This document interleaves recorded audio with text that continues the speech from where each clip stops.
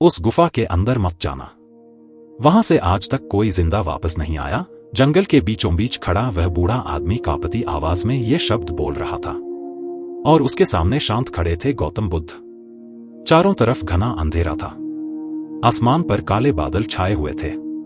पेड़ों की लंबी परछाइयां जमीन पर ऐसे फैल रही थी जैसे कोई अदृश्य राक्षस धीरे धीरे जंगल को निगल रहा हो।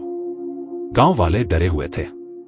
किसी की हिम्मत नहीं हो रही थी बुद्ध की आंखों में देखने की, क्योंकि जिस गुफा की बात हो रही थी वह सिर्फ एक गुफा नहीं थी, वह मौत का दरवाजा थी। कहते थे जो भी उस गुफा के अंदर गया उसकी चीखें तो वापस आईं, लेकिन वह इंसान कभी वापस नहीं आया। और आज बुद्ध उसी गुफा की तरफ बढ़ रहे थे। हवा अचानक तेज चलने लगी। पेड़ों की शाखाएं जोर जोर से हिलने लगीं। एक औरत डर से रो पड़ी। भगवान, मत जाइए, वहां कुछ है, कुछ ऐसा जो इंसान नहीं है। लेकिन बुद्ध के चेहरे पर वही शांति थी, ना डर, ना घबराहट, बस एक गहरी स्थिर मुस्कान। उनके पीछे आनंद खड़ा था, लेकिन उसके चेहरे का रंग उड़ चुका था। भगवान, क्या सच में हमें अंदर जाना चाहिए? बुद्ध ने धीरे से उसकी तरफ देखा। जिस भय से पूरा संसार भागता है, सत्य अक्सर वहीं छिपा होता है। आनंद, ये शब्द सुनते ही आसपास खड़े लोगों के शरीर में सिहरन दौड़ गई। अचानक जंगल के अंदर से एक भयानक आवाज गूंजी, जैसे कोई बहुत बड़ा पत्थर घसीट रहा हो। धरती हल्की कांपी। पेड़ों पर बैठे पक्षी अचानक चीखते हुए उड़ गए, और उसी पल गुफा के अंदर से दो लाल चमकती आंखें दिखाई दी। भीड़ में अफरा-तफरी मच गई। वो आ गया, एक आदमी चिल्लाया और भागने लगा। औरतें बच्चों को लेकर पीछे हट गईं। आनंद के हाथ कांपने लगे, लेकिन बुद्ध अब भी शांत खड़े थे। उनकी आंखें सीधे उस अंधेरी गुफा पर टिकी थीं। कुछ सेकंड बाद वो लाल आंखें अचानक गायब हो गईं। पूरा जंगल फिर से खामोश हो गया। इतनी खामोशी कि लोगों को अपनी सांसों की आवाज तक सुनाई देने लगी। तभी बुद्ध धीरे धीरे गुफा की तरफ बढ़ने लगे। उनके कदमों की आवाज सूखे पत्तों पर साफ सुनाई दे रही थी। टक टक टक। हर कदम के साथ गांव वालों का डर बढ़ता जा रहा था। आनंद मजबूरी में उनके पीछे चल पड़ा।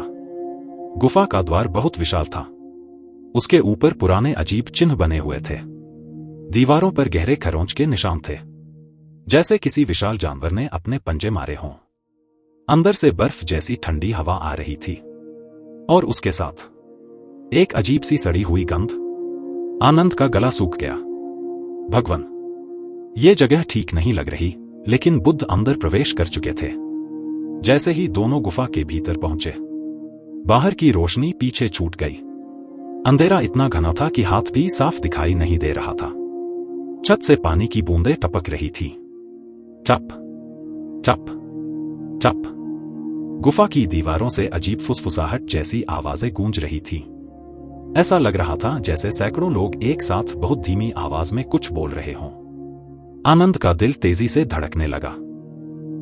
कौन है वहां? उसकी आवाज गुफा में गूंजकर वापस लौट आई। लेकिन जवाब में अचानक बहुत दूर से किसी इंसान की दर्दनाक चीख सुनाई दी। आनंद के पैरों तले जमीन खिसक गई। भगवान, आपने सुना? बुद्ध रुके। उन्होंने आंखें बंद की। कुछ पल तक पूरी शांति रही। फिर उन्होंने धीरे से कहा, यह चीख किसी जीवित इंसान की नहीं थी। यह सुनते ही आनंद का पूरा शरीर कांप उठा। अचानक गुफा की दीवारों पर बने चिन्ह हल्के हल्के चमकने लगे। नीली रोशनी पूरे अंधेरे में फैलने लगी, और उसी रोशनी में आनंद ने जो देखा, उसे देखकर उसकी चीख निकल गई। दीवारों पर हजारों हाथों के निशान बने थे, खून से, कुछ छोटे, कुछ बड़े, और हर निशान ऐसा लग रहा था जैसे किसी ने मरने से पहले आखिरी बार दीवार पकड़ने की कोशिश की हो। आनंद पीछे हट गया। उसके हाथ से मशाल गिरते गिरते बची। लेकिन बुद्ध उन निशानों को ध्यान से देख रहे थे। फिर उन्होंने दीवार पर हाथ रखा, और उसी पल पूरी गुफा जोर से कांप उठी, जैसे सदियों से सोई कोई चीज अचानक जाग गई हो। गुफा के अंदर से भारी सांसों की आवाज आने लगी। धूम धूम धूम, धरती कांपने लगी, पत्थर गिरने लगे और फिर अंधेरे के सबसे गहरे हिस्से से धीरे धीरे कोई विशाल आकृति उनकी तरफ बढ़ने लगी। उस विशाल आकृति के कदमों की आवाज पूरी गुफा में गूंज रही थी। धूम धूम धूम, हर कदम के साथ जमीन कांप रही थी। आनंद की सांसें तेज हो गईं। उसकी मशाल कांप रही थी और फिर अचानक अंधेरे के भीतर दो विशाल लाल आंखें खुली, इतनी बड़ी कि इंसान का पूरा शरीर उनमें समा जाए। आनंद डर से पीछे गिर पड़ा। भगवान, ये क्या है? लेकिन बुद्ध शांत खड़े रहे। गुफा की नीली रोशनी धीरे धीरे उस आकृति पर पड़ने लगी और जैसे जैसे वह चीज सामने आई, आनंद की आंखें भय से फैलती चली गईं। वह कोई जानवर नहीं था, कोई राक्षस भी नहीं। वह एक इंसान था, लेकिन इतना विशाल, इतना भयानक कि इंसान कहना भी मुश्किल था। उसका शरीर जंजीरों से बंधा हुआ था। पूरे शरीर पर गहरे घाव थे। लंबे सफेद बाल जमीन तक लटक रहे थे और उसकी आंखों में सिर्फ दर्द था, गुस्सा नहीं, बस सदियों पुराना दर्द। वह आकृति धीरे धीरे बुद्ध के सामने आकर रुक गई। फिर पूरी गुफा में गूंजती भारी आवाज निकली, तुम यहां क्यों आए हो? उस आवाज में इतनी शक्ति थी कि ऊपर की छत से धूल गिरने लगी।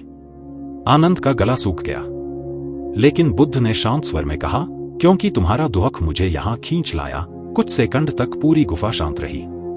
फिर अचानक वह विशाल आदमी जोर जोर से हंसने लगा। उसकी हंसी पूरी गुफा में गूंजने लगी। दुख, उसकी लाल आंखें चमकी।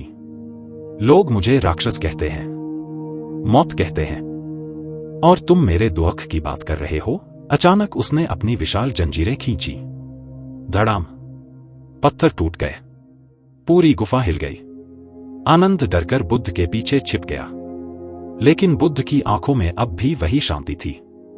हर क्रोध के पीछे एक घाव छिपा होता है, बुद्ध ने धीरे से कहा।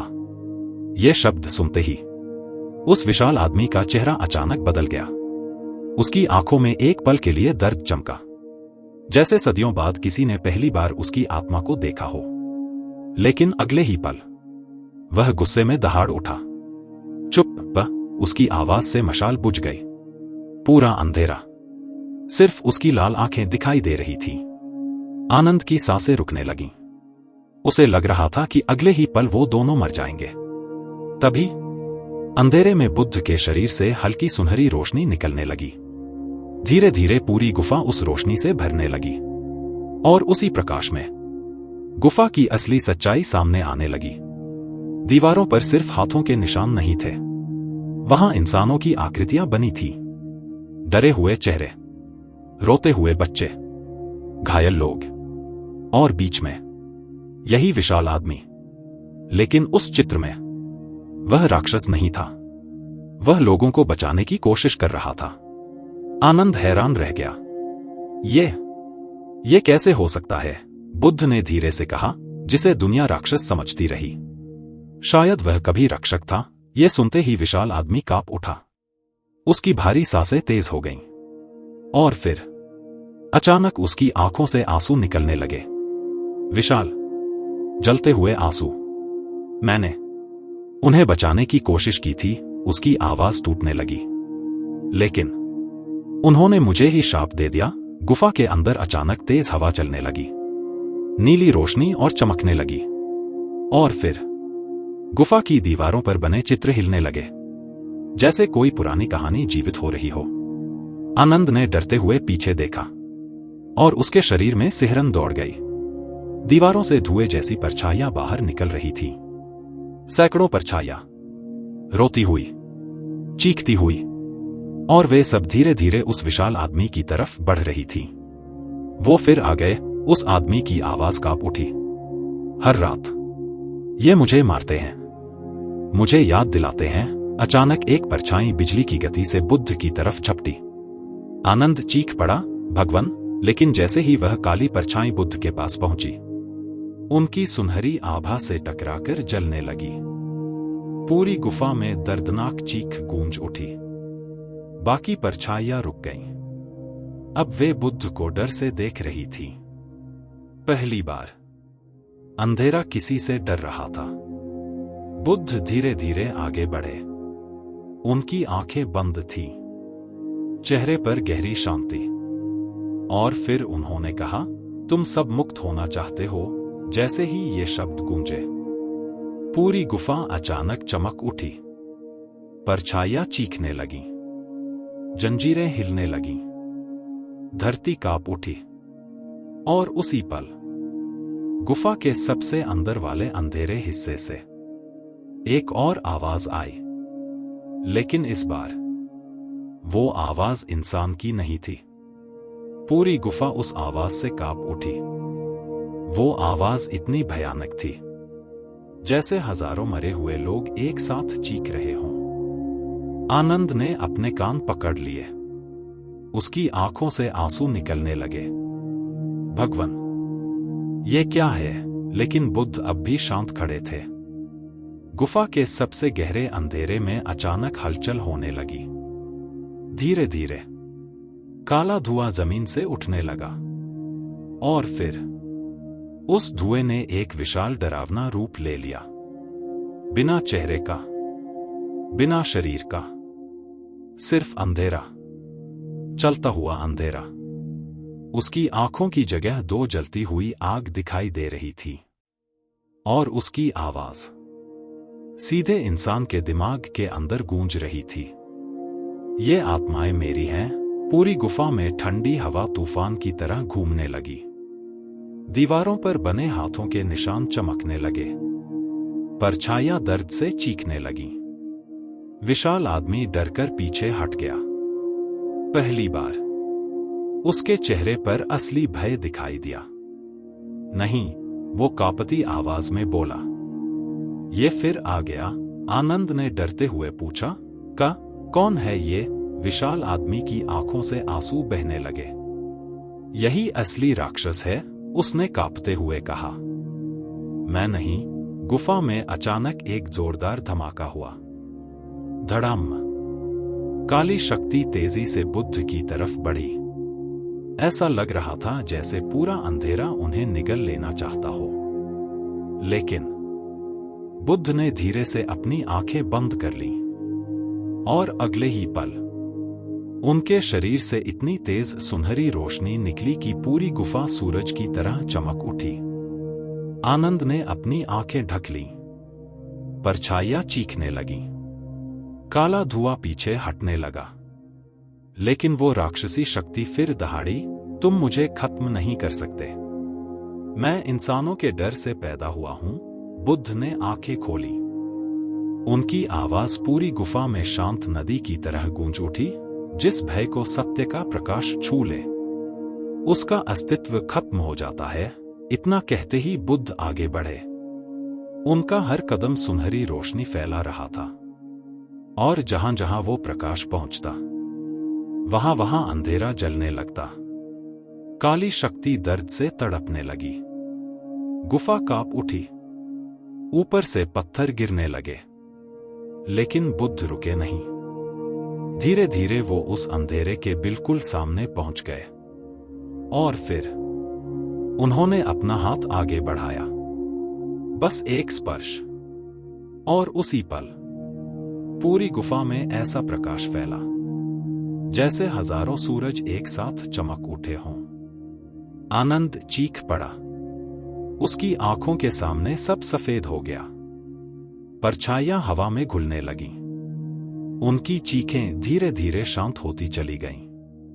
काली शक्ति टूटने लगी, जैसे उसका अस्तित्व बिखर रहा हो।